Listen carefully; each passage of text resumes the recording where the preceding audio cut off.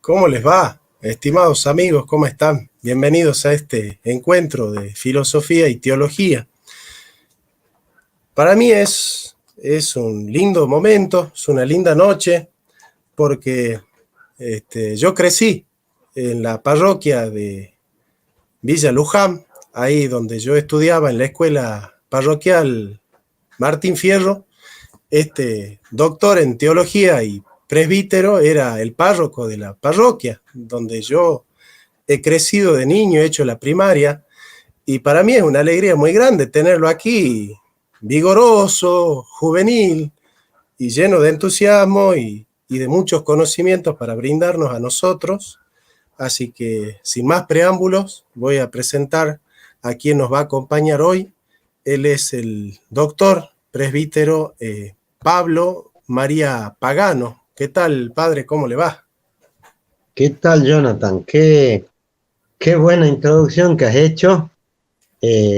Gloriosos años de trabajo pastoral, intenso, gozoso, eh, desafiante en el trabajo social, pastoral, litúrgico, educativo. Teníamos mucha fuerza y sobre todo mucho acompañamiento de los hermanos y las hermanas, de chicos jóvenes, de niños de la escuela. Así que han sido años. Yo estuve 14 años en esa zona, primero como vicario parroquial y después como párroco.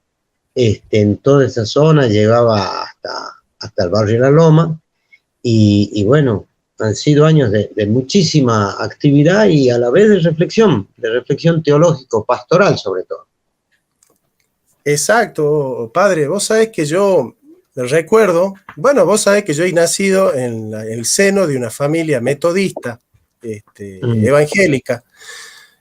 Y mis tatas nunca me han dicho a mí, no participes, no vayas, no estés, no colabores, todo lo contrario. Mi papá me decía, siendo evangélico él, ¿no? Y siendo presidente de la comisión directiva de la iglesia evangélica, mi papá me decía, participá, colaborá, acompañá en la misa, no comulgués porque la fe de nosotros y la de ellos en la comunión no es la misma. Vos para comulgar con ellos tenés que hacer la confesión y no podés comulgar, pero sí podés escuchar la palabra y sí podés cantar las canciones y adorar a Dios en la misa. Así que disfruta mucho de la misa. Me decía mi papá, fíjate vos la concepción ecuménica de mi papá, que me Pero hacía amplísimo, no ser prejuicioso. verdaderamente amplia y justa. Y bueno, yo la verdad que cuando estábamos allí en el trabajo pastoral, eh, hubiera querido hacer más integración con los pastores de la zona, que hubiera habido, y he tenido algún contacto, pero muy poco. La verdad es que nosotros como curas estamos poco preparados y poco adiestrados para establecer diálogos, así como creo que también los pastores, ¿no? Sí. Muchas veces no tenemos ni de una parte ni de otra la iniciativa para hacer. Sin embargo, en otras circunstancias sí lo he hecho en grupos de oración de iglesias cristianas, y han sido muy fecundas las. Es muy fecundo el diálogo, sobre todo cuando es un diálogo sincero y no tiene como fin último el proselitismo ni la incautación de fieles para la otra Así, denominación, sino más así bien es. para el mutuo crecimiento, para conocer un poquito de Dios por parte del otro. Por eso a mí me gustaría empezar con esta pregunta, que es una pregunta muy sincera y también apela a tu honestidad de siempre, ¿no? ¿Vos crees que algo del mundo reformado la Iglesia Católica puede aprender, puede tomar algo de la reforma o no? Mirá, claro que sí, y lo ha hecho en muchos aspectos. Se puede decir que si el Concilio Ecuménico Vaticano II, que se realizó en el Vaticano entre los años 1962 y 65, eh, capitalizó los movimientos de renovación eclesial en varias líneas. Una de ellas fue el movimiento ecuménico, que empezó sobre los fines del siglo XIX, ¿no es cierto? Y tuvo nuevo envión en el siglo XX y todo eso, desde las líneas de las iglesias protestantes. Y allí hubo un gran empeño y diálogos, pasos seguros que los católicos fuimos aprendiendo. También por la renovación del movimiento bíblico. La renovación de la exégesis católica ha venido por impulso, a veces por discusiones, pero también por impulso de las audacias de la reforma protestante para investigar la Biblia y la teología bíblica y el lenguaje bíblico, etcétera, etcétera. Y después del concilio ecuménico, las conversaciones han sido también mutuamente enriquecedoras. Nosotros hemos ido aprendiendo, por ejemplo, redescubriendo la función activa y creativa y de corresponsabilidad del sacerdocio común de los fieles, precisamente por la insistencia de esta verdad dogmática o teológica de que todo el pueblo de Dios es sacerdotal. Eso se ha visto reflejado en los documentos del Vaticano, singularmente en el de la liturgia, ¿no? La Constitución Sacrosanctum Concilium. Después la Dei Verbum, que es la Constitución sobre la Biblia, también ha generado un espacio de diálogo y un aprendizaje mutuo. En América Latina me parece que hay dos líneas que nos enriquecen a nosotros y nos entusiasman desde el fervor cristiano de los evangélicos. Uno en la línea bíblica, ¿no? Las sociedades bíblicas tienen ediciones comunes, ¿no es cierto? Y el diálogo que precisamente con los metodistas, no solamente diálogo, sino también acción, se ha hecho en el orden social de la liberación y todo eso en América Latina. Yo diría que es un aprendizaje mutuo.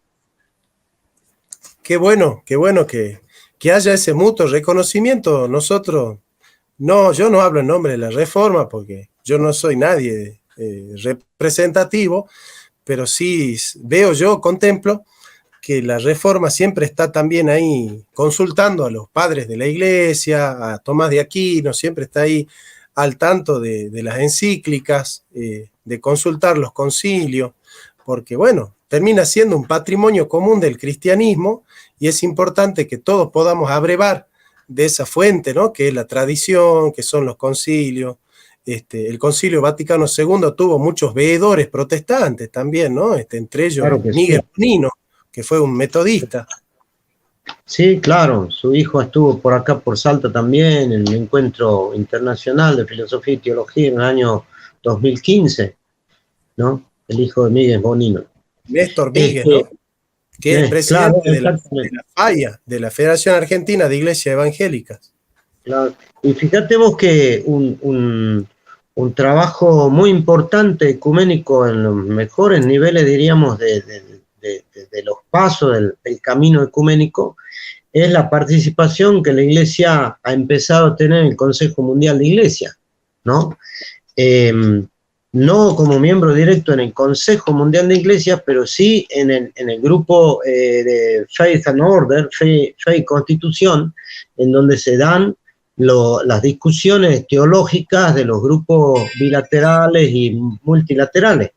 Y allí la Iglesia ha estado no solamente invitada, sino también preguntada para hacer aportes. Incluso últimamente revisaba que el Papa Francisco, cuando estuvo por Corea y por ese lado, estuvo en una reunión del Consejo Mundial de Iglesias, precisamente fortaleciendo el camino ecuménico. Exactamente. A partir de ahí, a mí me gustaría hacer una pregunta. A mí me da la impresión que el fenómeno carismático en las iglesias pentecostales evangélicas es un camino interesante de diálogo con la Iglesia Católica, sobre todo por lo que ha generado en el movimiento carismático católico. Y bueno, hablando de los carismas, me resulta importante preguntar también ahí, ya quizá una pregunta más teológica, ¿no? ¿qué rol tiene el Espíritu Santo a la hora de hablar del ecumenismo y de la hermandad y la unión de los cristianos? Bueno, efectivamente el actor principal de la vida de la iglesia, de la propagación de la gracia sobre el mundo entero, del Cristo resucitado, es el Espíritu Santo.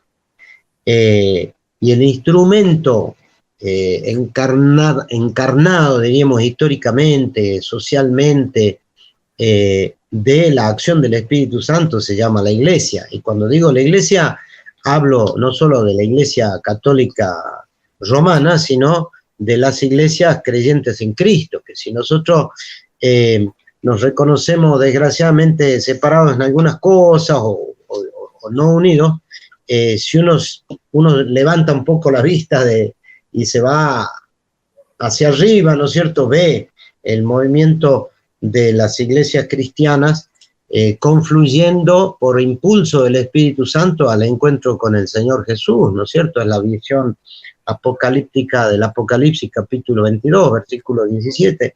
El Espíritu y la esposa dicen, ven, ¿no? Sí, vengo pronto, Maranatá, el Señor viene.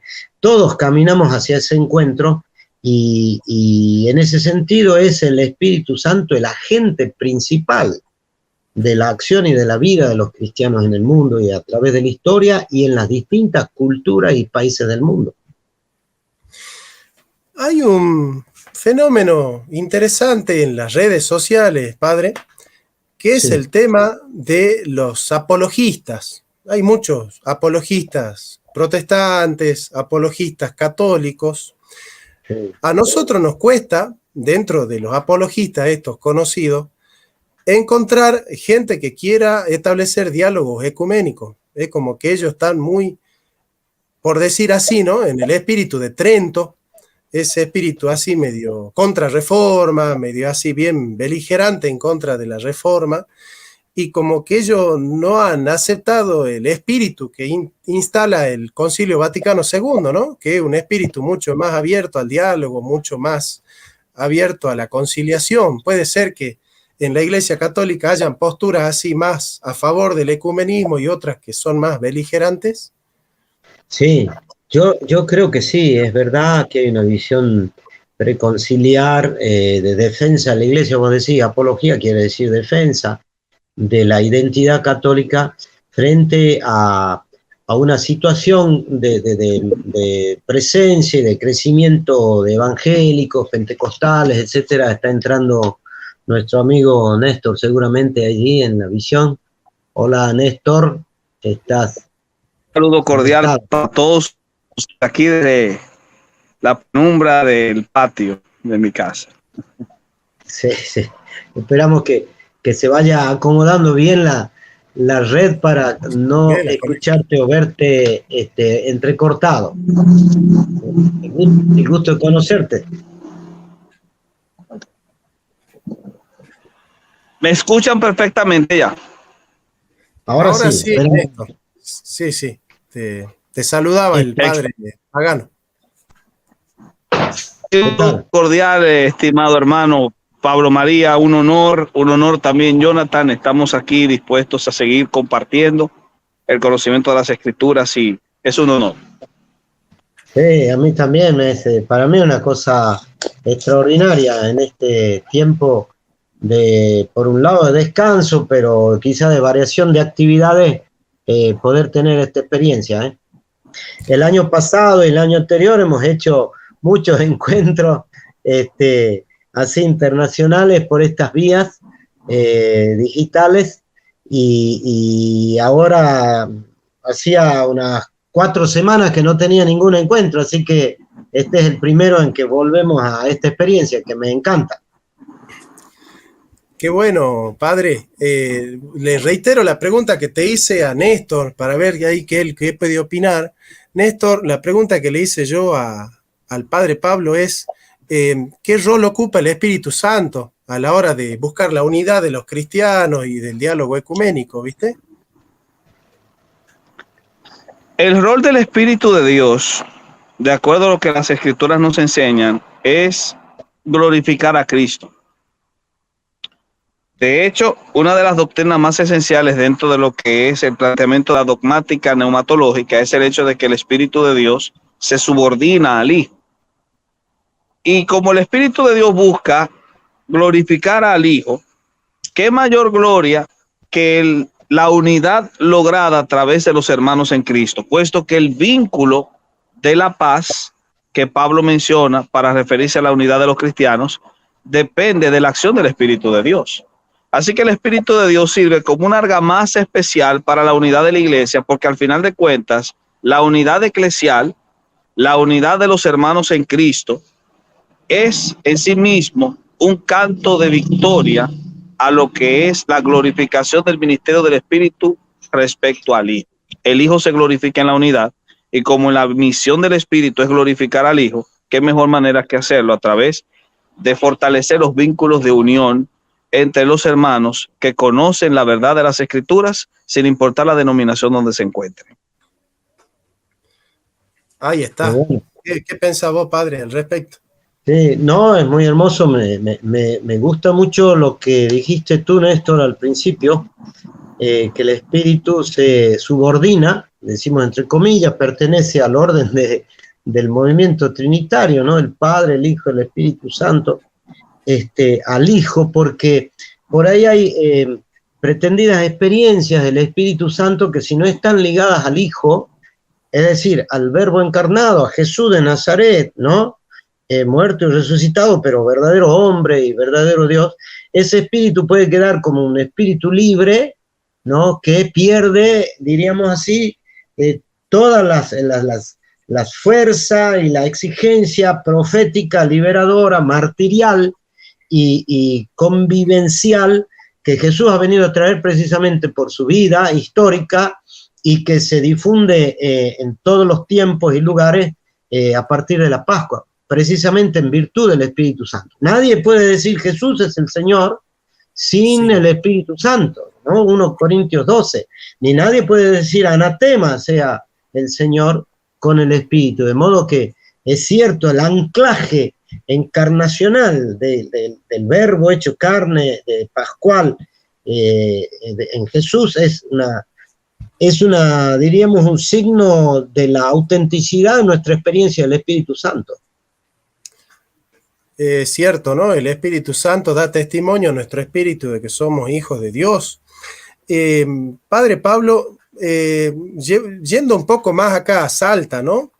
Nosotros tuvimos un gran teólogo acá en Salta, que fue Monseñor Lira, y él ha ocupado un lugar importante en la neumatología. Él ha revivido un poco acá en Salta el tema de la neumatología, el Espíritu Santo. ¿Qué aporte desde la teología de Monseñor Lira al ecumenismo y a la neumatología tenemos nosotros los salteños? Mirá, yo no quisiera dejar colgada, por decir así, la pregunta o el planteo sobre las apologías, ¿no? Un poco cerradas o opositoras de un lado al otro, precisamente en todo caso para introducir la figura de Monseñor Lira, porque los católicos a veces buscan la defensa, ¿no es cierto?, de su identidad con algunos sacerdotes o teólogos que están preocupados porque los católicos no perdamos la identidad católica, ¿no? Y bueno, y reviven formas dogmáticas muy firmes, por un lado, pero por otro lado, a veces poco abiertas al diálogo.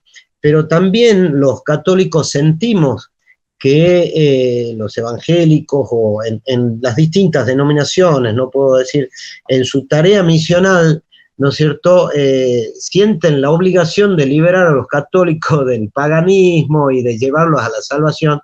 Y entonces ahí sentimos que hay un peligro, diríamos, de nuestra pertenencia y de la pertenencia de todos los que ya están bautizados en la iglesia y sobre todo los que están más desvinculados a comunidades concretas, para abandonar la iglesia y formar parte de otras comunidades. Entonces ahí hay una tensión que no está precisamente por falta de diálogo ecuménico de un lado y del otro, ahí está siendo diríamos, peligrar por un lado y por el otro, haciendo crecer temores por un lado y por el otro.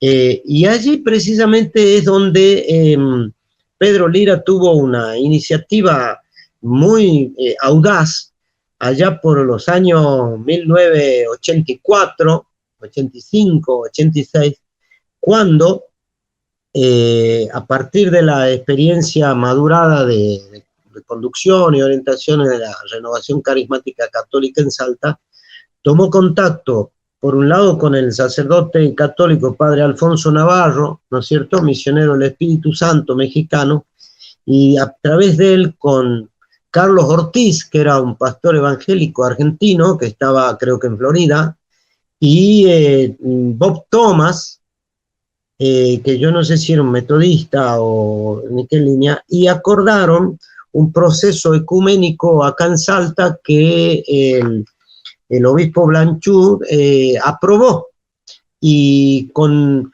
algunas, con mucho entusiasmo, sobre todo parte laical, y algún entusiasmo de unos pocos sacerdotes y otras posiciones más observadoras de otras personas, ¿no? Tanto de un lado como del otro. Pero allí se hizo una experiencia y una propuesta que después no maduró, que era la de caminar juntos ecuménicamente en lo que hoy llamamos el anuncio carismático, el primer anuncio. En aquel momento se hablaba de la evangelización fundamental. Y el padre Navarro Castellano traía el ejemplo concreto de su parroquia en el Ajusco, en la Ciudad de México, en donde con pastores evangélicos él había iniciado una evangelización en donde el objetivo principal era lograr que los cristianos, que los católicos se reencontraran con Jesús y pudieran decir, sí, tú eres mi Salvador personal. El encuentro con Jesús directamente. Y en eso creo que estamos todos de acuerdo, que es acción fundamental de la misión y de la respuesta inicial del que quiere ser discípulo de Cristo. Y allí entonces se planteaba el plan de una misión en Salta, en donde colaboraran también pastores, estaba el pastor Sálica, el pastor Goodbrod, ¿no es cierto?, y otros más, que empezamos a caminar, tanto que hicimos un encuentro ecuménico muy importante en Rosario de la Frontera. Yo era recién ordenadito diácono, todavía no era diácono, no era cura de todos modos, y vos sabés que eso fue un entusiasmo que Lira estaba dispuesto realmente a seguir. Después se sustrajeron los entusiasmos y allí quedó eso, creo que como una deuda pendiente de 25 o 30 años para acá. Creo que se podría retomar con otras premisas. Entonces, lo que sí Lira era muy consciente de que la teología y la práctica pastoral debía pasar por una experiencia del Espíritu Santo, del Espíritu de Jesús el Cristo. Y tanto las celebraciones eucarísticas de él como las de los bautismos o cualquier otra celebración, cuanto el diálogo íntimo en las conversaciones sobre mesa, o los diálogos entre teólogos y sacerdotes, o con los consejos con los laicos, etcétera, pasaba siempre por el testimonio de la presencia viva del Espíritu de Jesús resucitado en el cristiano y en su lucidez teológica, ¿no?, teológico-pastoral. Hasta el último momento, murió con 97 años y su lucidez era enorme, y seguía caminando en la esperanza, ¿no es cierto?, de que la alegría del Espíritu y de la fe, como dice Romanos 15:13, ¿no?, el Dios de la esperanza, ¿no?, nos llene de alegría en la fe, y así podamos caminar también nosotros en esperanza. Fue él una persona que trasuntaba experiencia del Espíritu, y lo pueden decir todos los que lo han conocido. Sí, eso, siempre se da testimonio, ¿no?, de esa vivencia espiritual del padre Monseñor Lira. Néstor, te hago una pregunta. ¿Qué cuentas podemos hacer nosotros los protestantes con el Concilio de Trento ha dado cuenta de la tesis de Hans Küng sobre la justificación, donde se plantea que si el objetivo de la separación entre católicos y protestantes fuese el tema de la justificación, no habría motivo de separación, y esa tesis fue aprobada por Karl Barth. Así que, porque la tesis de Hans Küng es sobre el concepto de justificación en Karl Barth, y ese fue un precedente muy grande para después lo que fue la declaración conjunta de la justificación entre luteranos y católicos en el año 1999. ¿Cómo nosotros podemos hacer cuenta y hacerle justicia al Concilio de Trento, Néstor, para poder entrar en el diálogo ecuménico, ¿no? Mira, es una pregunta muy importante porque recientemente uno de los puntos donde más se ha desarrollado el debate, y el debate malsano, debo decir, entre católicos y protestantes, ha sido por el asunto de la justificación y la naturaleza de la justificación. Porque tanto en el magisterio reformado como en el magisterio católico romano, la justificación por fe se sostiene como un punto vital. La diferencia es en la naturaleza de esa justificación, si es por infusión o por imputación. Recientemente incluso tuvimos un debate al respecto con uno de esos exponentes de la nueva apologética católica, que entiende que es irreconciliable la posición reformada que asume la imputación de la justificación, y por lo tanto es imposible que haya un diálogo entre cristianos y protestantes hasta que los reformados protestantes no corrijan eso. En ese sentido, creo yo que ese tipo de personas que asumen esa posición lo hacen porque simplemente se están pasando por alto lo que tiene que ver con estos diálogos intensos que se han tenido dentro de la nueva propuesta de análisis de la dogmática católico-romana. Es decir, la tesis de Hans Küng, a pesar de que se le quiera considerar como uno de los peores referentes del catolicismo romano actual, la tesis de Hans Küng es una tesis importantísima. Es una tesis aprobada, puesto que motivó en este caso el desarrollo de un diálogo en conjunto, una declaración en conjunta sobre la justificación por fe y la justificación por fe en base a su naturaleza imputativa. Y a eso hay que agregarle en este caso que la razón de por qué estos sujetos asumen esta visión contraria a lo que muchos de los grandes representantes de la creminata de la Academia Teológica Católico-Romana han asumido como cierto y válido, es porque desean anclarse todavía en los resabios antiguos del Concilio Tridentino. Hay que entender que el Concilio Tridentino es un concilio de la contrarreforma y por lo tanto tiene un diálogo totalmente divisor. El objetivo del Concilio de Trento es sentar las fronteras para impedir el diálogo ecuménico. Es para impedir en este caso el diálogo y el acercamiento y la conversación entre los grupos. Y se sabe que muchos de los teólogos que asumieron las posiciones específicas en Trento se saltaron muchos de los dogmas esenciales que se habían sostenido de una forma tal, y sin embargo lo hicieron porque no querían sonar demasiado protestantes. Eso, por ejemplo, lo podemos ver en el tema del canon. Muchos de los apócrifos que se asumieron en las versiones católico-romanas oficiales habían sido rechazados por los padres de la iglesia anteriormente. Es decir, el magisterio católico romano había rechazado la literatura del canon deuterocanónico, que después se insertó en Trento para que las versiones de las Biblias que los buenos católicos iban a leer no se parecieran demasiado al canon protestante. Entonces, en ese caso, en ese tipo de detalles, nosotros debemos entender que Trento posiblemente sea una especie de mancha dentro de lo que tiene que ver con el diálogo de la dogmática conciliar en este caso. ¿Habría justificación para Trento? Creo que un análisis más detallado de los cánones de Trento podría responder esa pregunta. Néstor, perdón, una pregunta, un pedido de aclaración para los que estamos escuchando, tu referencia a estas dos formas de entender la justificación. La justificación en sentido, como decías vos, imputativo, y de qué manera la tesis católica, ¿cuál sería? La de la en este caso, pero por lo menos se sostenía que la infusión era la característica vital de la naturaleza de la justificación por la asunción que se tenía en torno a los padres, especialmente cuando se hablaba de la infusión de la justificación en algunas de las homilías de Crisóstomo.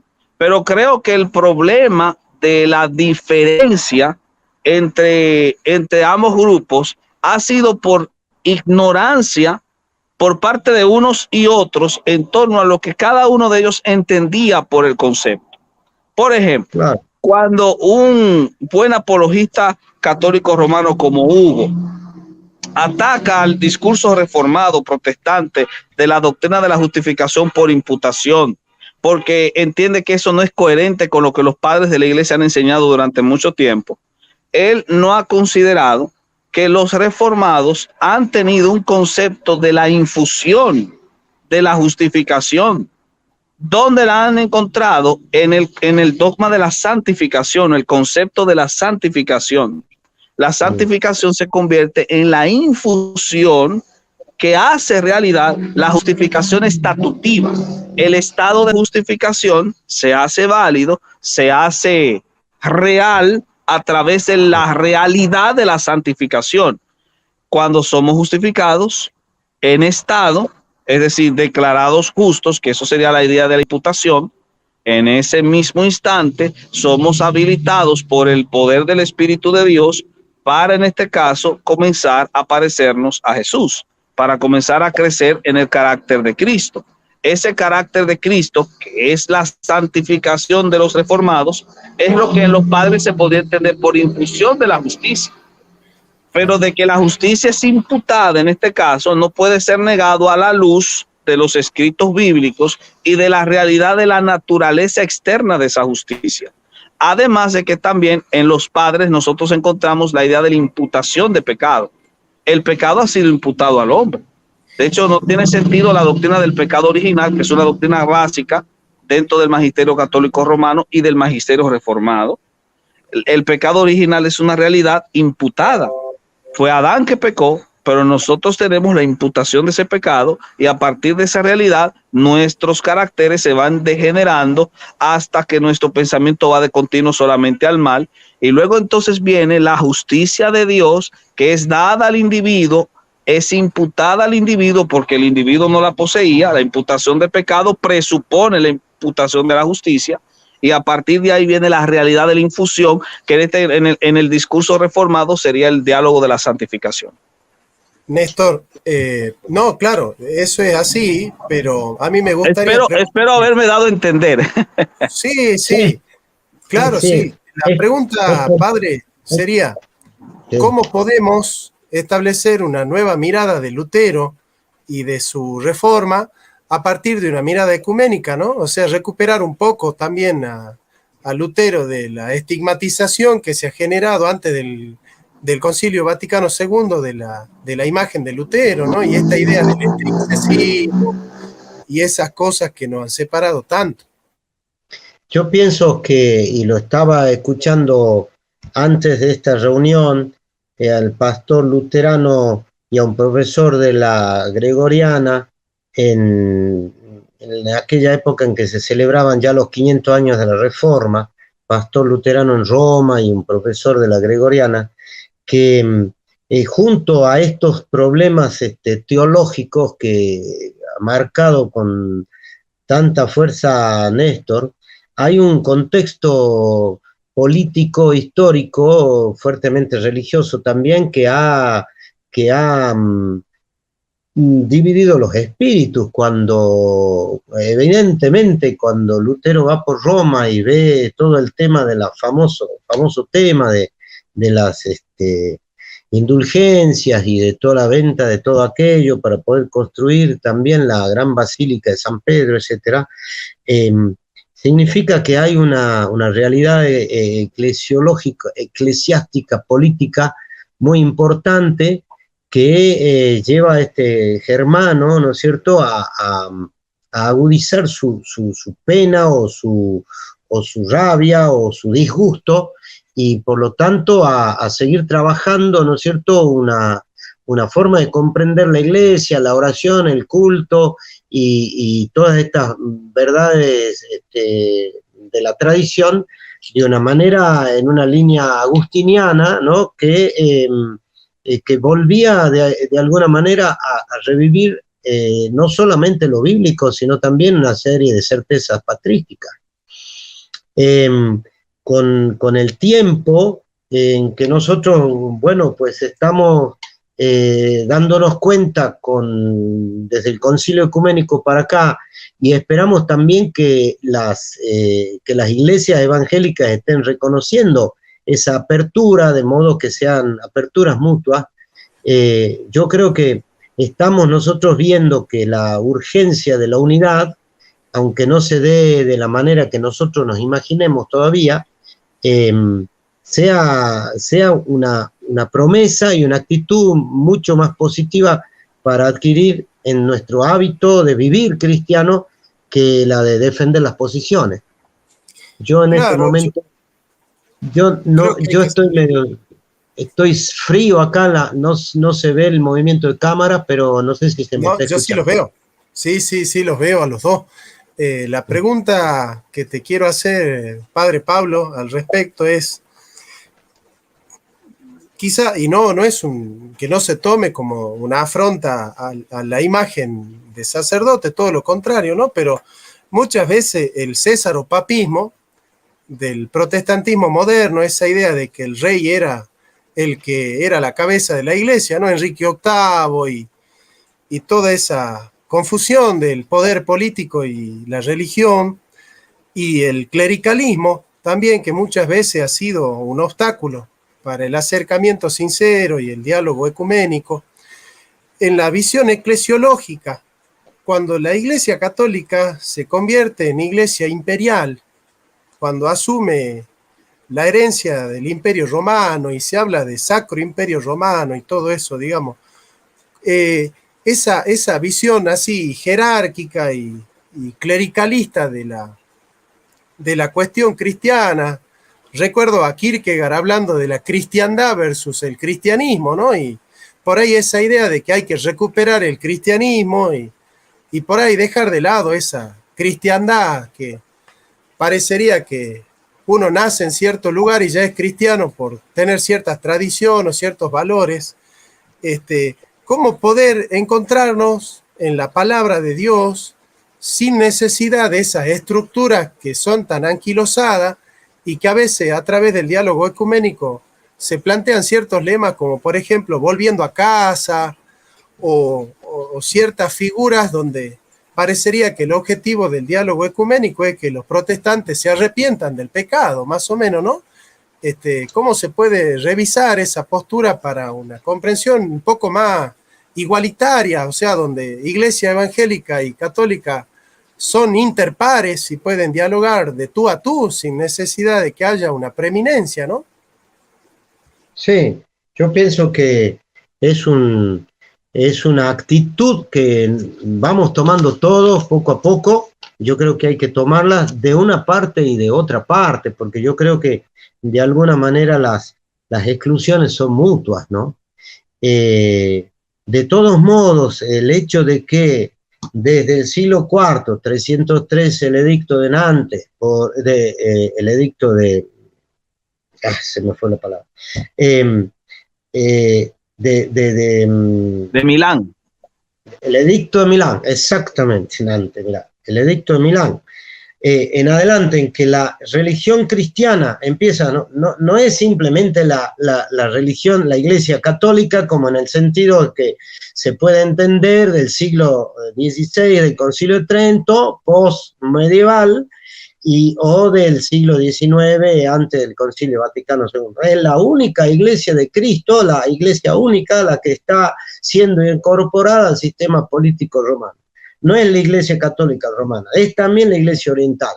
Después, por supuesto, que está toda la tensión entre Constantinopla y Roma, ¿no es cierto?, y el Imperio Romano de Oriente, el Imperio Romano de Occidente.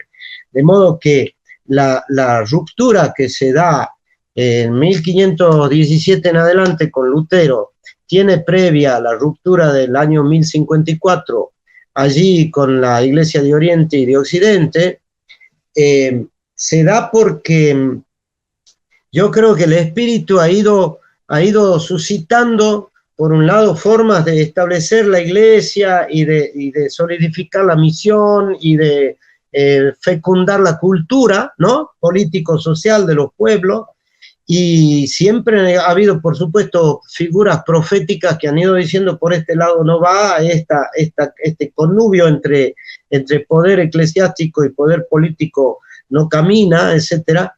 Pero en la situación cultural general ha ido produciendo esa forma de cristianismo. No hay duda que la ruptura de Lutero, con ser tan desgarradora, es profética, en el sentido de volver a los orígenes de la identidad de las comunidades cristianas, ¿no es cierto?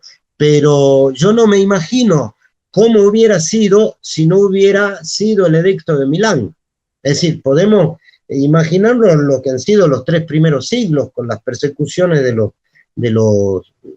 Imperio Romano y los martirios, pero después cómo hubiera sido, tampoco me parece que es, diríamos así, teológicamente válido seguir trabajando en lo que no fue históricamente. Ahora, que la crítica que nosotros podemos hacer del pasado con nuevos criterios, con la recuperación de la convicción cristiana evangélica, apostólica, sobre el pasado, nos da, no para corregir lo que ya fue, sino para configurar el presente y el futuro. Me parece que es muy importante ese análisis histórico. Buen punto. Me dice Jonathan que parece que se ha alargado tremenda lluvia en la zona donde se encuentra y ha tenido dificultades con el internet, pero como este diálogo está tan interesante, digo que lo podamos continuar. Me imagino que en un momento dado tendremos de nuevo la anuencia de Jonathan, y en dado caso también podemos hacer un cierre digno de un diálogo tan elevado como este. Una cosa que me llama la atención, diga. Yo te escucho muy bien, Néstor. Te veo fijo en una imagen fija, pero te escucho muy bien. No sé cómo está siendo transmitido esto en YouTube. Sí, está en vivo. Pero si me escuchas bien, es lo que más importa. Sí, en la palabra. Ok. En este caso, la idea básica y que me llama mucho la atención es que hay una especie de rechazo hacia el diálogo ecuménico por parte de ambos bandos. Dentro del ámbito reformado, ha habido cierto tipo de temor hacia el acercamiento al diálogo ecuménico, porque existen quienes lo satanizan. Igual ha pasado también dentro del ámbito de bando católico. Sin embargo, es interesante, y esto es una acotación muy buena, es interesante saber que el inicio del diálogo ecuménico, hablando en este caso a aquellos hermanos reformados que nos pueden estar viendo y que tienen miedo a la palabra ecuménico, el principio del diálogo ecuménico, en primer lugar, tiene una base escritural. Hay que entender que el término oikumene es un concepto bíblico que, aunque tenía en sus primeros indicios una carga política, al final fue aplicado al concepto de la comunidad cristiana, porque la comunidad cristiana era parte del oikumene, de modo que el término ecuménico tiene una carga neotestamentaria. Lo segundo es que en la experiencia histórica de la Iglesia reformada, los reformados iniciaron diálogos ecuménicos a finales del siglo XVI. De forma que la experiencia del diálogo ecuménico no es un elemento reciente de facturación globalista. Es realmente una necesidad que se ha desarrollado a lo largo de la historia. Del mismo modo, la experiencia del diálogo ecuménico para los hermanos católicos que nos pueden ver y que también puedan tener cierta reticencia hacia el término ecuménico, es un paradigma que ha sido asumido oficialmente. De hecho, a partir del Concilio Vaticano II, la naturaleza del acercamiento en las relaciones es de carácter ecuménico. Estas son palabras oficiales dichas ex cátedra a partir del desarrollo del Concilio Vaticano II, que debo decir es uno de los concilios más importantes en términos de lo que es el acercamiento a la posibilidad de un diálogo adecuado y respetuoso en el término de lo que es la hermandad y el concepto de la hermandad cristiana. Sin embargo, y este es el punto final que podría decir, uno de los elementos más importantes que facilita y que permite el desarrollo de un diálogo respetuoso dentro del ámbito del acercamiento ecuménico tiene y siempre tendrá carácter neumatológico. Sin duda alguna, es por la acción del Espíritu de Dios que se pueden limar las asperezas. Y como el Espíritu de Dios apunta a la verdad, siempre en este caso, la victoria de un diálogo adecuado y fraterno entre hermanos será logrado cuando el énfasis de todos los grupos que entran en la mesa del diálogo está enfocado en la verdad y en la verdad desprendida de las escrituras que el Espíritu de Dios ilumina. Mirá, es mucha, tenés toda la razón del mundo y estoy plenamente de acuerdo. El Concilio Vaticano II ha puesto de nuevo en acción, por decir así, en la conciencia de la teología, de la pastoral, de la liturgia, del camino ecuménico, de la interpretación bíblica, etcétera. Ha recuperado la conciencia, el protagonismo del Espíritu Santo en todas las acciones de la Iglesia, e incluso fuera de la Iglesia, incluso en las culturas, en otras religiones incluso. Lo cual, por supuesto, nos abre a la cuestión del macroecumenismo, como dicen algunos, o el diálogo interreligioso. Pero el que es la unidad entre el Padre y el Hijo y hacen un solo principio divino de vida y de fusión infinita de amor y de gozo, que es el espíritu entre el Padre y el Hijo, el espíritu del Padre y del Hijo, es el único que puede impulsar la Iglesia y que puede llevar a todos los cristianos por caminos históricamente diversos o no integralmente idénticos, digamos así, hacia el encuentro con el Señor. Me parece, cuando decimos neumatológico, para los que escuchan y quizás les parezca una palabra difícil, nos estamos refiriendo al Espíritu Santo, que en griego se dice pneuma, ¿no? Y el neumático es el hombre del Espíritu Santo, la mujer del Espíritu Santo, ¿no? Es distinto al hombre psíquico o carnal en San Pablo, por ejemplo, ¿no?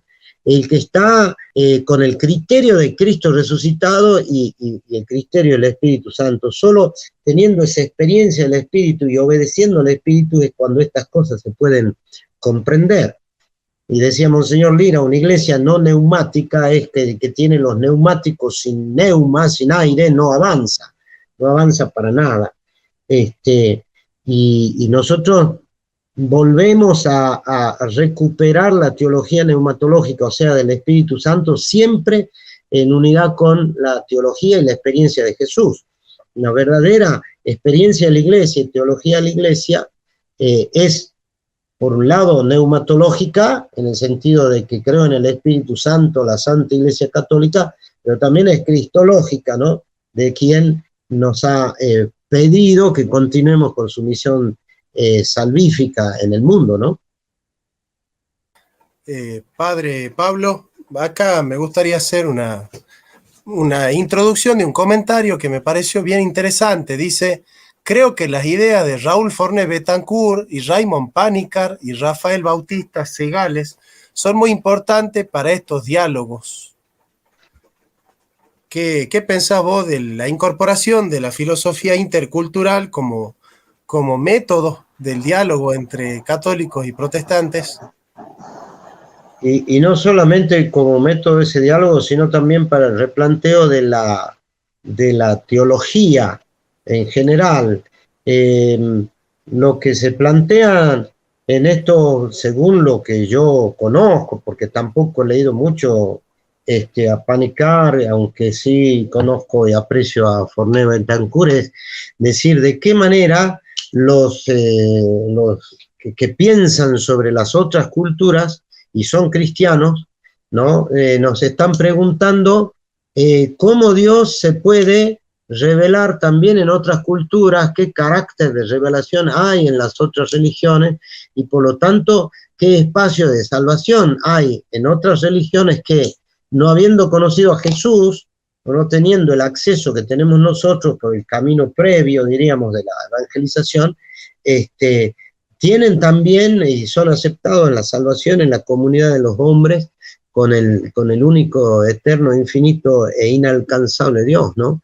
De modo que se deba pensar, según entiendo, a la posibilidad de una convivencia incluso interreligiosa que no rechace o condene al otro en este camino de una humanidad que avanza hacia el encuentro con el Señor.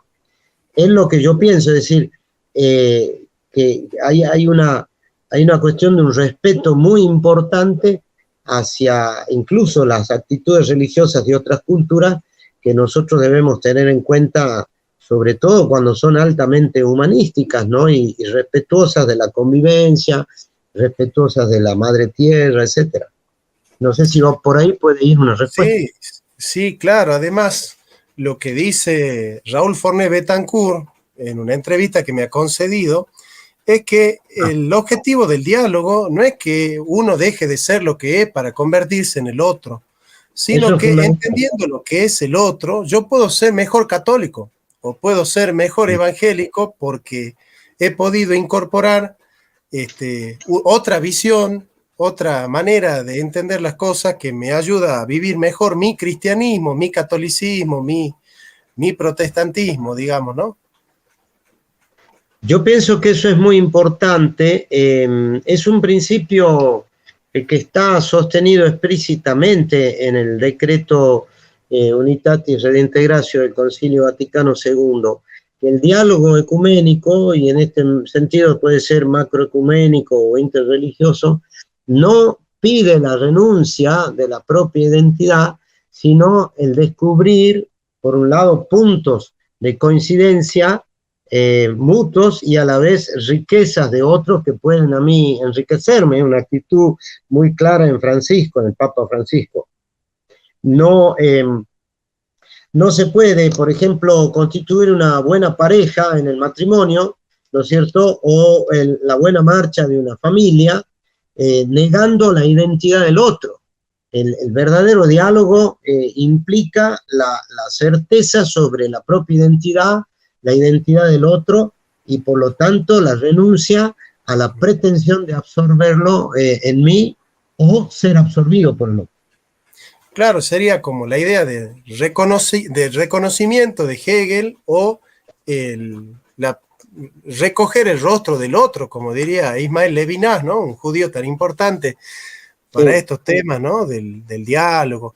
Néstor, ¿vos nos estás tomando bien o tenés problemas de conectividad? No, los estoy escuchando excelente.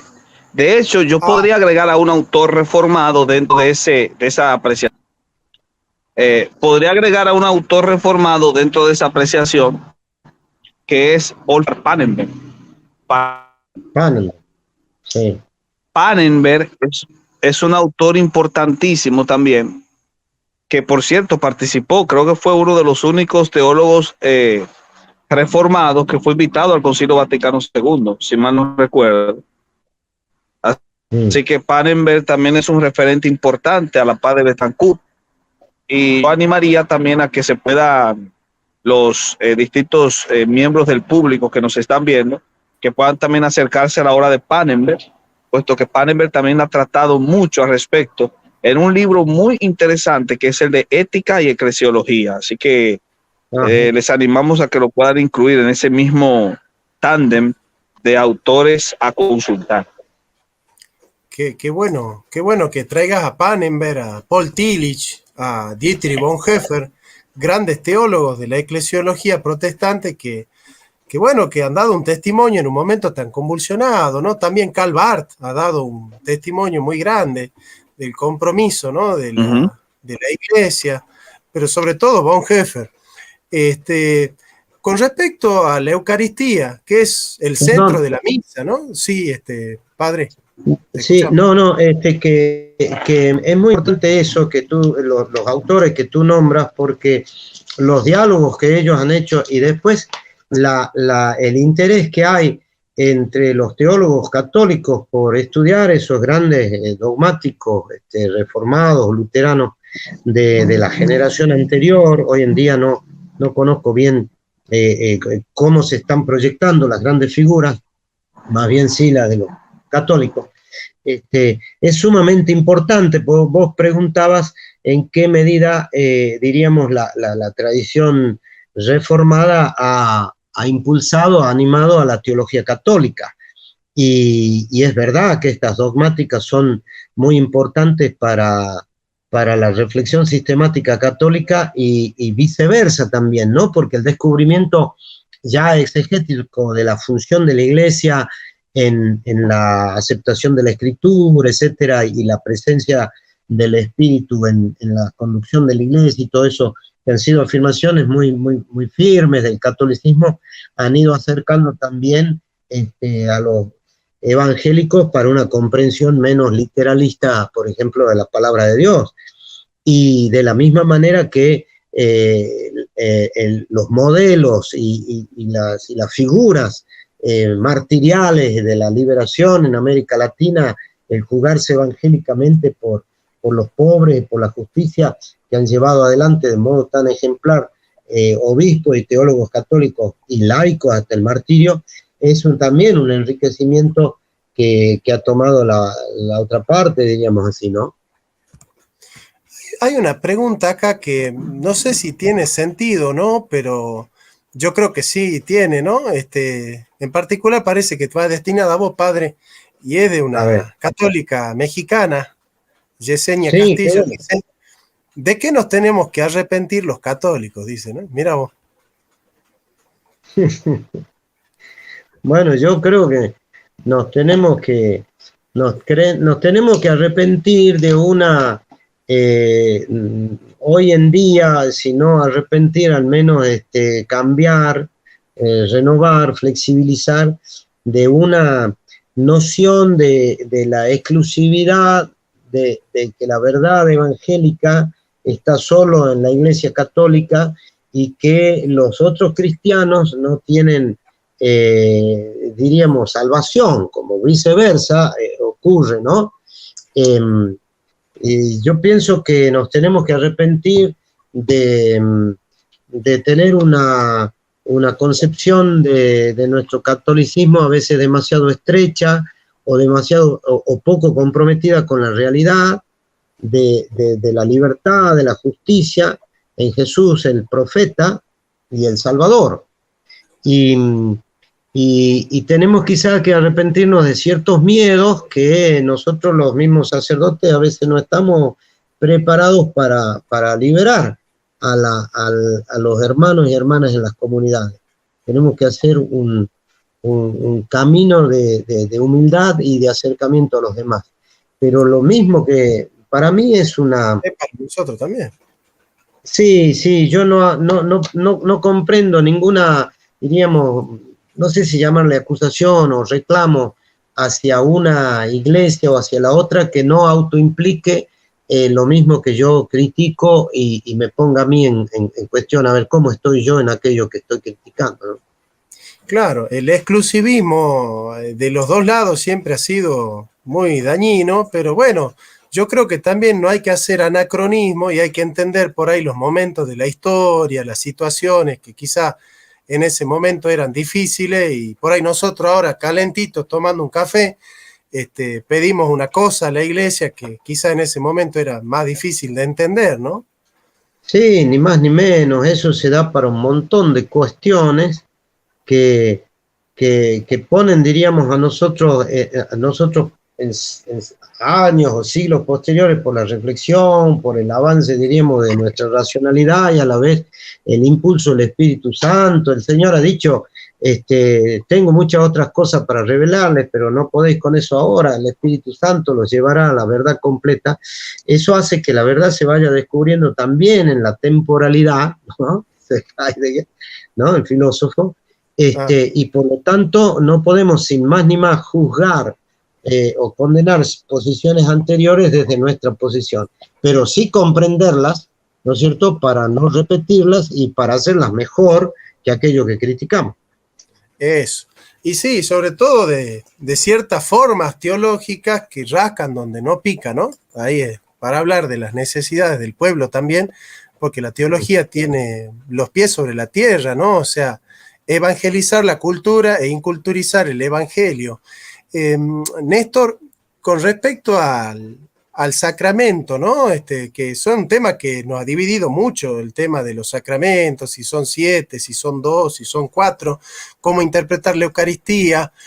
La Santa Cena del Señor, que es para la misa católica, el centro de la misa católica es la Eucaristía, para nosotros los protestantes es la predicación de la palabra. Schopenhauer decía, ¿no? Este filósofo alemán, maestro de Nietzsche, decía, el catolicismo tiene el centro de la misa, la visión de la Eucaristía, el Cristo visible, y el protestantismo tiene la cultura del oído, que es la predicación auditiva de la palabra, ¿no? Eso es lo que los divide a los protestantes y a los católicos. Vamos a ver si lo recuperamos ahí a Néstor, pero te empiezo a hacer la pregunta a vos, padre Pablo. ¿Hay una manera de establecer una comprensión ecuménica de la Santa Cena, de la Eucaristía, de la Cena del Señor, o eso estamos condenados a que eso nos divida para siempre? Mira, nosotros, era una expresión muy hermosa, fuerte de Pedro Lira, ¿no? Decía, nosotros hemos partido el altar, y unos se han quedado con la palabra y otros se han quedado con el pan. Y el verbo se hizo carne y se hizo pan de vida, ¿no? Para darnos a nosotros la vida y para generar en nosotros la comunión.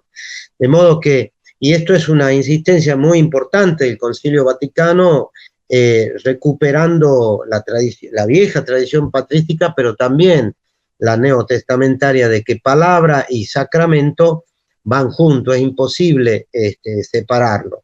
Yo cuando era chico todavía teníamos una consecuencia de esta separación cuando decíamos, es válido ir a la misa a partir de qué momento. Bueno, si te pones del ofertorio para adelante, ya cumplís con la obligación o cosas por el estilo. Es una sola experiencia del culto, dice el Vaticano II, y las mesas son 2, porque la riqueza es grande y no hay palabra sin corporización de la palabra, ¿no? Hasta la cruz y la última gota de sangre y resurrección de la carne en Jesucristo, y tampoco hay pues materialidad, diríamos así, de la experiencia de la gracia sin la palabra de Dios, que es la que es viva y eficaz y da vida a todas las cosas, porque por la palabra fueron creadas todas las cosas y la palabra nos ha dado salvación. De modo que separar palabra y sacramento o aquello que se llama materia y todo lo demás, los sacramentos es hoy en día, en una comprensión renovada, una cosa herética verdaderamente. Yo recuerdo en tus misas que la predicación de la palabra era muy importante. De hecho, recuerdo que tus misas no son tan rígidas ni tan, vamos a decir así para que la gente entienda, aunque nadie va a misa para divertirse, ¿no? Pero no son tan aburridas. Como dice la gente siempre que habla de tus misas, dice, el padre pagano no hacía misas aburridas, decía, ¿no? Claramente nadie va a la misa para divertirse, ¿no? Pero si te podés entretener un rato, pasarla bien, tampoco está mal, ¿no es cierto? Bueno, mira, en la tradición cristiana, ¿no? Desde los apóstoles para acá, la palabra ha sido fundamental en los actos litúrgicos, ¿no? Los grandes predicadores, los padres de la iglesia, ¿no? San Agustín, varios de los tratados de San Agustín son predicaciones, los comentarios a la Biblia, y son homilías, y tenían sus secretarios que les copiaban, ya que no había grabador ni tarjeta SD y todo ese tema que hoy tenemos. De modo que, diríamos, nuestras experiencias limitadas no no pueden ser generalizadas hacia atrás, hacia adelante o universalizadas. De todos modos, no hay duda que el encuentro de la Eucaristía tiene que ser un encuentro gozoso. A mí me quedó mucho y me formó mucho el pensamiento de Pablo VI en una hermosa exhortación que se llama Gaudete in Domino, ¿no? Alégrense en el Señor, Filipenses 4:4, les repito, el Señor está cerca, alégrense en el Señor, en donde termina con la exhortación de que nuestras celebraciones sean gozosas, porque precisamente es el encuentro con el Señor Jesús, pascual, el que vivimos en las celebraciones.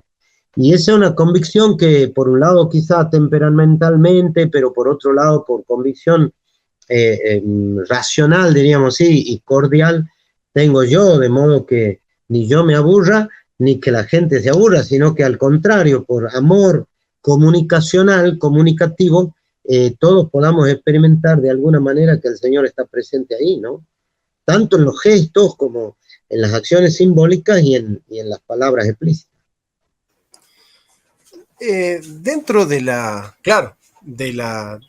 del concepto sacramental de la Iglesia Católica, es difícil que el evangélico pueda comulgar en la misa católica, porque requiere de otros procedimientos, de otras cuestiones que son previas y que no están dadas. Pero del lado contrario, por ejemplo, un católico podría comulgar dentro de la Santa Cena protestante, o eso también estaría ya mal visto. Mirá, no es una disciplina que se apruebe, digamos así. Claro. Aunque algunos están planteando otras cosas, como por ejemplo decir, bueno, la participación en la Eucaristía va a promover la unidad. La doctrina oficial que está en el catecismo, lo ha repetido Juan Pablo II, Benedicto XVI también, es que la comunión eucarística es el resultado de la comunión plena. Y eso, por supuesto, que es una exigencia fuerte, un motivo de dolor en muchas circunstancias, pero por otro lado, también es cierto que la libertad de la conciencia lúcida de algunos que lo hacen, por ejemplo, en matrimonios mixtos en Alemania o en otros lugares, hace que los mismos obispos y los mismos sacerdotes digan, bueno, esta es la doctrina, pero cada uno se hace, diríamos, responsable de esta actitud que toma, ¿no? Yo no la proclamaría ni la aconsejaría sin más ni más, por supuesto, porque no soy quien para reformar enseñanzas que no se modifican sin más ni más, ¿no es cierto? Pero tampoco condenaría sin más ni más actitudes serias, maduras de personas que tomen una actitud así. Claro, exactamente. Vos sabés que el Papa Francisco ha sido para nosotros, muchos evangélicos, una gran noticia. A mí en particular me ha tocado leer una oración que nos pedía el obispo Frank de Nully Brown de la Iglesia Metodista para que oremos por el Papa Francisco, ¿no? Por el obispo de la hermana Iglesia Católica, nos decía él, y estábamos todos ahí en fuerte oración para que el Espíritu Santo esté acompañando ese momento de crisis, porque haber perdido a Benedicto XVI como Papa activo y estar ahí el Papa Francisco, el Papa latinoamericano, el primer Papa latinoamericano en la Iglesia Católica, era un desafío que había que transitar, y me acuerdo que nosotros estábamos ahí firme orando para que salga todo bien, ¿no? Pero después nos topamos con que el Papa Francisco era muy resistido por ciertas líneas católicas, así muy preconciliares, lefebristas o sedevacantistas, que hacen mucha presión ahí en contra de Francisco, ¿no? Entonces, mi idea era preguntarte, aprovecharte acá que te tengo. El Papa Francisco es un Papa que sostiene la ortodoxia católica y es un Papa así dentro de las líneas, ¿o es un Papa heterodoxo como plantean algunos? No, bueno, yo primero también como vos oro junto con toda la Iglesia por la lucidez del Papa Francisco, que nos da nos tiene admirado con la vitalidad que tiene habiendo pasado los 80 años, como los papas anteriores, y él ha tomado, diríamos, como otras actitudes y está proponiendo otros paradigmas para poder avanzar en el diálogo ecuménico, en el cuidado de la casa común, en el replanteo de la economía mundial en favor de todos y ante la crisis del capitalismo, pero ante los peligros de esa crisis que se dan, de modo que el Papa es un hombre de un pensamiento muy abierto que no quiere repetir, por decir así, algunas actitudes que el Vaticano II ha propuesto que se vayan superando, también desde el ministerio petrino, que llamamos nosotros, ¿no es cierto?, la responsabilidad papal. Él está muy consciente que es el signo último de la unidad, y no hay problema, no hay problema, es un planteo serio cuando él ha dicho la iglesia es piramidal, pero es una pirámide invertida. Y se recuerda que cuando dice a Pedro, tú eres la piedra sobre la cual se edificará mi iglesia, evidentemente que la piedra de fundamento de la unidad no puede estar en el techo, sino abajo, ¿no? Entonces esa figura de la pirámide invertida implica el reconocimiento de la conciencia, de la corresponsabilidad, de lo que se llama la sujetualidad de todos los bautizados, para iniciar un camino en el que todos sean escuchados, sus opiniones todas puestas a consideración, y un poco así en la selección o en la articulación de toda esa conciencia, los obispos de las iglesias locales vayan reuniéndose en lo que se llama un camino sinodal de tipo institucional, hasta lograr la unidad afirmada con Pedro. Esa conciencia y ese impulso de la iglesia que se llama sinodal, que para los papas anteriores, a partir del concilio era clara, da un paso cualitativo y determinante con el Papa Francisco. De modo que yo creo que no hay que esperar del Papa Francisco, diríamos, grandes reformas de muchas cosas que se están pidiendo o que se están pidiendo madurar, si no lo hace él en comunión y en el avance con todos los hermanos obispos, ¿no?, la colegialidad episcopal, y con todo el pueblo de Dios. De modo que me parece que el recurso, por decir así, pastoral y teológico, histórico de Francisco, de dar forma más concreta al camino sinodal como camino para el tercer milenio y como voluntad del Señor para la iglesia en el tercer milenio, es de una agudeza y una profundidad muy importante. Y una vigencia, ¿no? Una vigencia tremenda, ¿no? Ese tipo de planteamiento. Y es de una apertura ecuménica que todavía no podemos ver, pero que de hecho se está dando. Claro. El diálogo ecuménico es sinodalidad. Claro, exactamente, exactamente.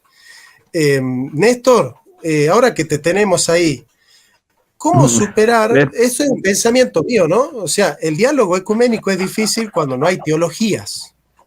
Por ejemplo, la Iglesia Católica tiene una teología, pero es difícil dialogar con denominaciones que no tienen teología. Es decir, no todas las iglesias han desarrollado un pensamiento así sistemático, teológico, digamos, ¿no? Si queremos ponernos exquisitos en lo que es la teología, ¿no? Y hay iglesias que tienen doctrinas, pero no han desarrollado teología. Y son de esas iglesias donde surgen ciertos mitos antiecuménicos, ¿no? Qué sé yo, se habla de la Iglesia Católica como la Gran Babilonia, y se dice que la Iglesia Católica es esto y aquello, y el anticristo, y bueno, muchos legados que han venido también de la mano del mismo Lutero, ¿no? Del cual nosotros tenemos que revisar porque es imposible el diálogo ecuménico con esos conceptos. Entonces, ¿cómo nosotros desde el protestantismo podemos ir trabajando para subsanar esas miradas acerca de la Iglesia Católica que no recuperan por ahí una comprensión misericordiosa y justa de lo que ha sido la historia, para poder nosotros, con una sana y justa comprensión de lo que es la fe católica, poder dialogar con honestidad, ¿no? ¿Cómo podemos sanar esas miradas tan antiecuménicas y tan beligerantes en el mundo protestante? Bueno, en primera instancia pedirle disculpas porque por causa de la conexión tuve que salir, pero ya estamos aquí. Y lo segundo es, yo creo que la única manera de poder solucionar ese tipo de problemáticas tiene que ver, aparte del espíritu de perdón, con el espíritu del interés en que la verdad del evangelio pueda trasuntar por encima de las heridas del pasado. Obviamente, otra vez necesitamos en este caso la acción del Espíritu de Dios operando en ese limar las asperezas.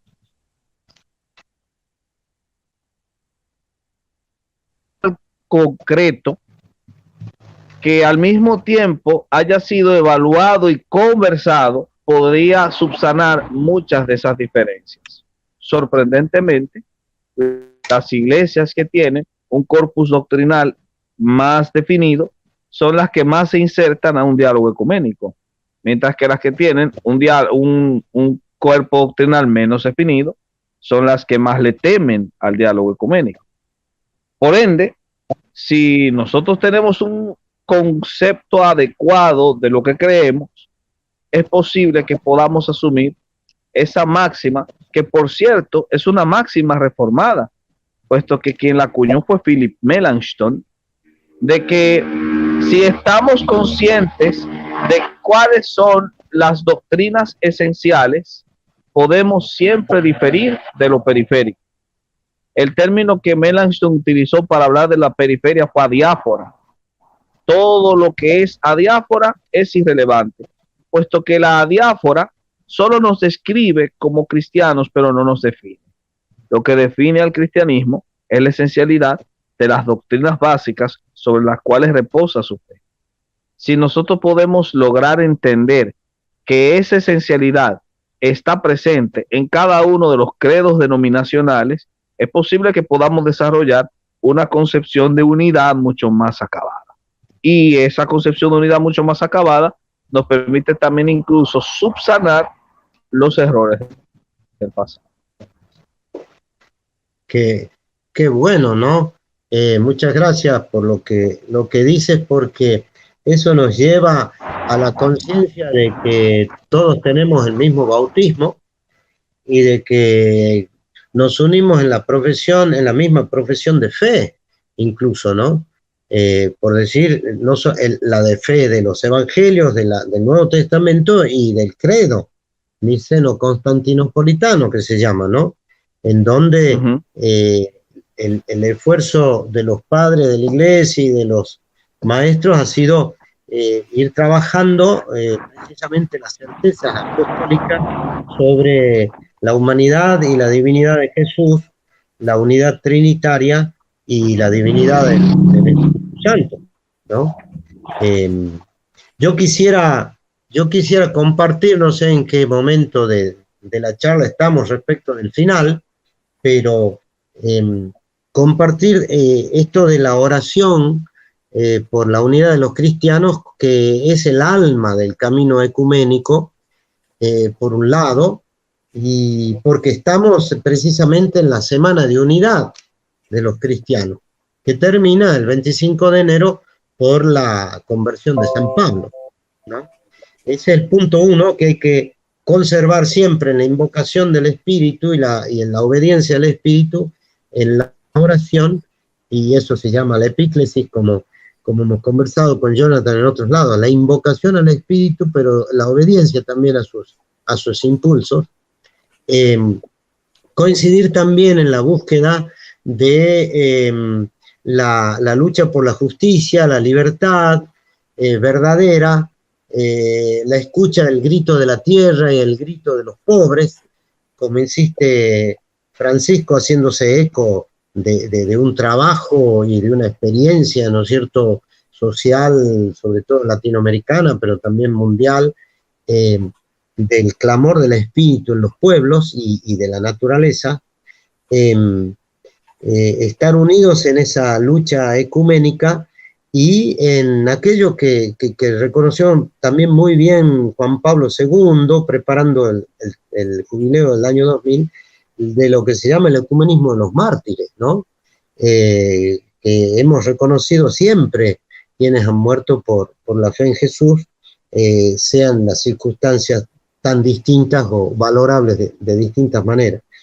Así que yo diría, ecumenismo de los mártires, ecumenismo de la lucha y de la esperanza por el cuidado de la casa común y la fraternidad de todos los hombres, y ecumenismo de la oración en el Espíritu Santo, ¿no? En esta semana de oración por la unidad de los cristianos. Qué bueno, ¿no? Qué bueno que está eso de la epíclesis y la invocación del Espíritu Santo como señal de la unidad. Recuerdo una encíclica de Juan Pablo II, Ut Unum Sim, ¿no? Que sean uno. Sí. Ha sido un precedente impresionante para el diálogo ecuménico. Lamentablemente, después vino un documento de Joseph Ratzinger que se llamaba Dominus Jesus, donde él desarrolla ahí algunos conceptos que no han colaborado mucho al acercamiento, ¿no? No vale la pena por ahí mencionarlos porque, bueno, ya ha pasado el tema, pero el diálogo ecuménico es como un vals, ¿no? Uno hacia adelante, dos para atrás, a veces pasa así que no siempre se va derechito al camino de la unidad, pero sin embargo es importante el acercamiento, porque mientras más me acerco yo a la fe de mi hermano, más cerca estoy del Padre, porque en definitiva yo creo que el principio del ecumenismo es que el que elige mi hermano no soy yo, el que elige quién es mi hermano es el papá, ¿no es cierto? Claro. Es porque tenemos el mismo Padre que todos somos hermanos, ¿no? Y yo no le voy a decir al Padre quién va a ser su hijo y quién no va a ser su hijo, ¿no? Ahí está un poco la cosa. Es muy, es muy importante esto porque muchas veces nuestro celo, ¿no?, por conservar nuestra identidad confesional, en realidad no está apoyada en lo principal, que es la experiencia del misterio de Dios como fuente de vida, de unidad y como fin último de nuestra gloria y de la gloria de todo el género humano, ¿no? Yo quisiera remarcar unas palabras con las que termina el Concilio Vaticano II, si me permitís, Jonathan, sí. Porque el documento Unitatis Redintegratio está atravesado por la neumatología, o sea, por el reconocimiento y la explicitación de la acción del Espíritu Santo en el camino ecuménico. Y por ahí dice que el modelo de todo este camino ecuménico es precisamente la unidad en la diversidad de la Santísima Trinidad, ¿no? En final del número 2. Pero en el último número, que es el 24, dice así: este sagrado concilio o sínodo, porque usan mucho la palabra sínodo en el texto latino, ex sacrosanta synodus, desea ardientemente que los proyectos de los fieles católicos progresen en unión con los proyectos de los hermanos separados, y yo lo subrayé, sin poner obstáculos a los caminos de la providencia y sin prejuzgar los impulsos futuros del Espíritu Santo. Además se declara consciente de que este santo propósito de reconciliar a todos los cristianos en la unidad de la una y única Iglesia de Cristo excede la fuerza y la capacidad humana. Por eso pone toda su esperanza en la oración de Cristo por la Iglesia, acordémonos de Juan 17.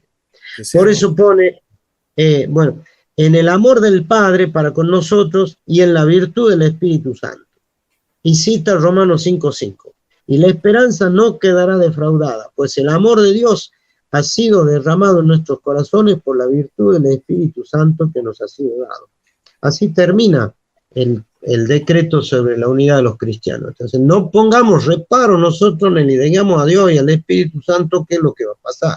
Y si pasan cosas que yo no las concebía en el cuadro de mi marco conceptual, como se dice por allí, bueno, lamento porque es mi limitación humana y no la infinita creatividad del Espíritu de Jesús resucitado y vivo entre nosotros. me hiciste acordar, yo creería haber escuchado una vez contar a vos, al doctor, tu hermano Carlos Pagano, que Monseñor Lira le dijo a algún pastor por ahí, no sé quién era, no pensés que el Espíritu Santo tiene que pasar por España y Mitre a pedir permiso para hacer algo en Salta, ¿no? Claro, puede ser, sí. Sí, digamos, no solamente pasa por la oficina, ¿no es cierto?, local, donde hay una importante responsabilidad eclesial, tampoco en tal o cual iglesia, sino que el Espíritu está en todos y es muy importante escuchar a todos para ver qué es lo que dice el Espíritu a las iglesias, ¿no? Claro. A cada Claro. iglesia de lo que estamos reunidos acá. Claro, es así. Néstor, para ir terminando, así cerrás vos con una palabra, cierra el padre Pablo con otra palabra, vos como pastor, porque yo siempre te miro como un gran teólogo, porque para mí sos un gran teólogo y para muchos, pero como pastor, ¿cuál es tu, digamos, como corazón de pastor, digamos, cómo ves a la iglesia y qué nosotros podemos hacer para acercarnos más a la Iglesia Católica con un sano corazón? ¿Cómo nosotros podemos ir sanando esas heridas? Ya un poco dijiste, pero quería introducir el tema de la soberbia y del orgullo, ¿no? De la autosuficiencia. Muchas veces la carne lo que hace es cerrarte en la autosuficiencia de pensar que ya tenés todo lo necesario para la vida cristiana. ¿Cómo podríamos nosotros superar esas miradas cortas, esas miradas miopes a veces, y sanar esas heridas para acercarnos confiadamente, ¿no? A la Iglesia Católica Romana? Yo creo que a través de un reconocimiento básico de los dogmas esenciales. Una de las grandes maneras por las cuales un grupo que está dividido puede lograr crear lazos de unión es a través del descubrimiento de los puntos comunes en los cuales están entrelazados. Y creo que como pastor, una de las formas como podría estimularse eso es a través del conocimiento doctrinal de esos puntos comunes. Obviamente, como líderes pastorales y como líderes parroquiales, no se pretende una amalgama y una fusión, puesto que la belleza del cristianismo está en su diversidad. La variedad de la expresión litúrgica es propia de la variedad y diversidad de miembros que componen el cuerpo. Y nunca se pretende que la iglesia sea homogénea. La heterogeneidad es lo que hace que sea hermosa, puesto que esa heterogeneidad eclesial apunta a esa heterogeneidad que está presente en la deidad. Dios en sí mismo es una comunidad. De la misma forma, la iglesia es una comunidad que implica la participación de distintos grupos. Lo que pretendemos en el diálogo ecuménico no es crear una super iglesia unida, sino más bien crear puntos en común que permitan que los distintos credos y las distintas denominaciones puedan experimentar la hermandad doctrinal de los puntos esenciales y aprender a tolerar las diferencias en la diáfora que generalmente se presentarán en el ámbito litúrgico. Yo creo que esa sería la manera como yo respondo. Padre. Bueno, muy bien, muy agradecido por tu criterio, diríamos, diáfano, amplio y a la vez seguro, y por lo tanto consolador. Asiento y, digamos, estoy totalmente de acuerdo con lo que tú dices, y los tiempos futuros nos tienen que llevar precisamente a romper, por ejemplo, a los católicos con la idea de que el cristianismo tiene una sola forma, que es la historia de la Iglesia Católica Apostólica Romana, ¿no? Yo, para terminar, en todo caso, quisiera evocar a un un obispo ortodoxo, metropolitano Ignacio de Latakia o de la Odisea, cuando en la reunión del Consejo Mundial de Iglesias en Uppsala, allá en junio de 1968, decía una cosa así, que era para mí una gran lección de eclesiología y de amplitud ecuménica a partir de la presencia y la acción del Espíritu Santo. Yo creo que aquí nos sentimos nosotros identificados de una manera u otra en los peligros y en los gozos del triángulo de la cristiandad, como se dice por ahí, ¿no? Tradición católico-romana, tradiciones protestantes, tradiciones ortodoxas. Decía así Ignacio: sin el Espíritu Santo, Dios está lejano. Jesucristo queda en el pasado. El Evangelio es letra muerta. La Iglesia una simple organización. La misión una propaganda. La autoridad una dominación. El culto mera evocación. Y el actuar cristiano una moral de esclavos. Pero con el Espíritu Santo, el cosmos es exaltado y gime hasta dar a luz al reino. El Cristo está presente. El Evangelio es una potencia de vida. La Iglesia significa la comunión trinitaria. La autoridad es un servicio liberador. La misión, un nuevo Pentecostés. La liturgia, un memorial y una anticipación. Y el actuar humano es deificado. Ven, Espíritu Santo. Amén. Amén. Qué hermosas palabras, ¿no? Muy sentidas para mí, porque vivo con mucho dolor la fragmentación de la iglesia, la única iglesia de Cristo, y veo que la unidad de las religiones es fundamental para la unidad de la humanidad, ¿no? Siguiendo la tesis de Hans King en Ética para una ética mundial, creo que si nosotros los cristianos que tenemos al mismo Padre y tenemos la misión de amar al enemigo, no vamos a amar al hermano, y por ahí esas miradas así mezquinas que tenemos nosotros, esos recelos, por ahí no dan testimonio a una humanidad que necesita mucho de la unidad, de la hermandad.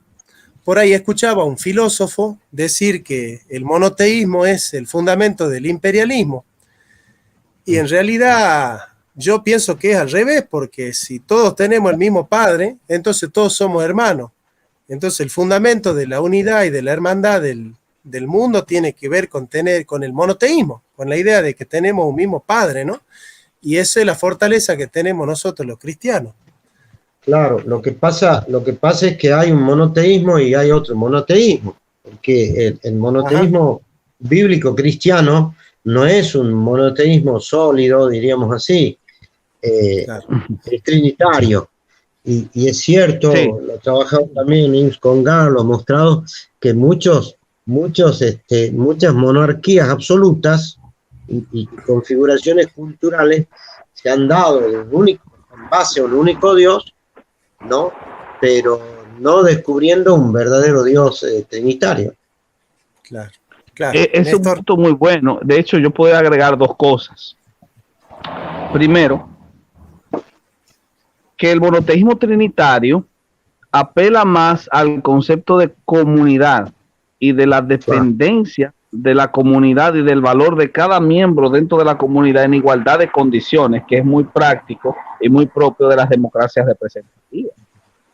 En este caso, como iba diciendo, esta hermosa ilustración de que Dios es un ser comunitario, pero al mismo tiempo no es un ser homogéneo, sino heterogéneo.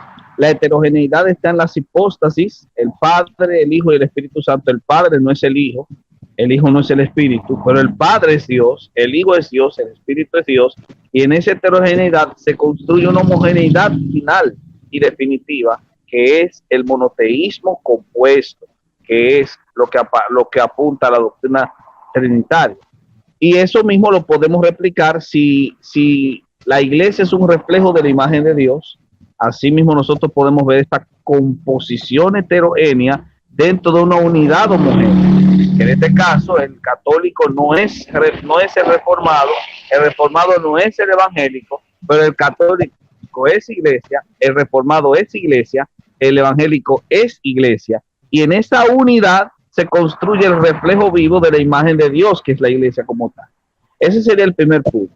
Y el segundo es, señores, la mayoría de los imperios eran politeístas. La concepción de suponer que el monoteísmo es base del imperialismo es desconocer la historia. Todos los imperios se forjaron en culturas que no eran precisamente monoteístas.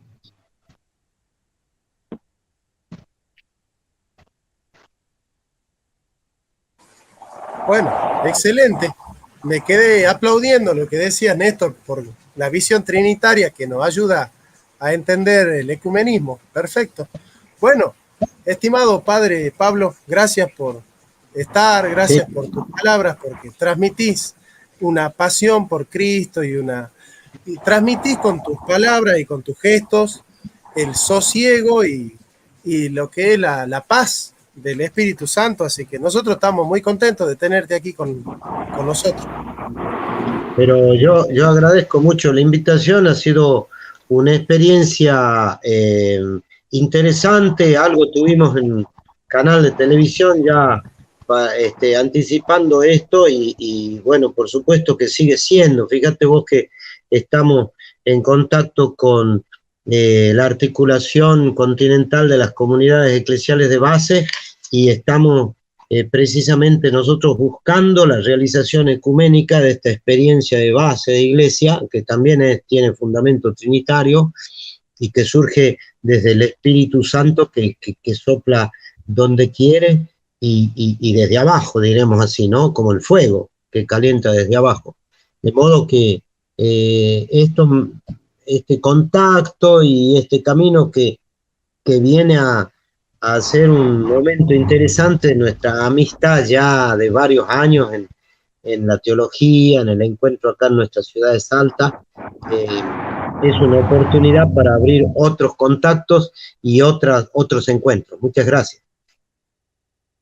Muchas gracias, padre Pablo, y gracias, Néstor, como siempre. Para mí sos uno de los teólogos de referencia de las doctrinas de la Reforma acá en Hispanoamérica, y siempre es un placer tenerte porque siempre nos traes una novedad y algo bueno para aprender y para crecer.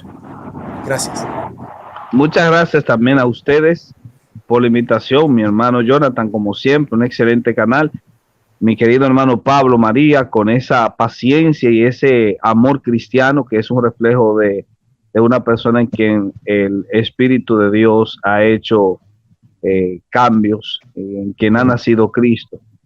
Y para mí también un placer haber compartido con todo el público, animándolos. Nosotros tenemos, si Dios lo permite, un taller de neumatología, ya que la palabra neumatología resonó mucho en esta conversación. Si Dios lo permite, mañana tendremos un taller de neumatología, así que los que estén interesados simplemente tienen que acercarse al canal de Instagram, Prof. Néstor Díaz, y ahí podrán ver más detalles. Muy bien. Saludamos entonces con un abrazo grande y la seguridad de nuestra solidaria oración de unos por otros. La oración del justo es poderosa con tal de que sea perseverante, decía Santiago. Y oramos por todos los que han ido participando en esta reunión, sobre los cuales no tengo yo una noción clara de quiénes y en qué cantidad, después vos me contarás, Jonathan, pero que en el corazón los acojo y los saludo fraternalmente. Muchas gracias, padre, gracias. Les mando un fuerte abrazo a todos ustedes también por habernos acompañado en este programa el día de hoy. Muchas gracias.